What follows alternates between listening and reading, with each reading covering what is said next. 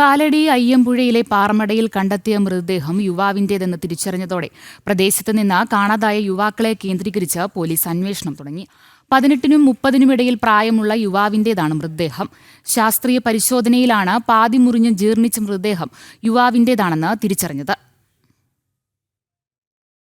കഴിഞ്ഞ വെള്ളിയാഴ്ചയാണ് അയ്യമ്പുഴ അമലാപുരത്ത് തട്ടുവാറപ്പള്ളിക്ക് സമീപം വർഷങ്ങളായി ഉപയോഗിക്കാതെ കിടക്കുന്ന പാറമടയിൽ പാതി മുറിഞ്ഞ നിലയിലുള്ള മൃതദേഹം കണ്ടെത്തിയത്.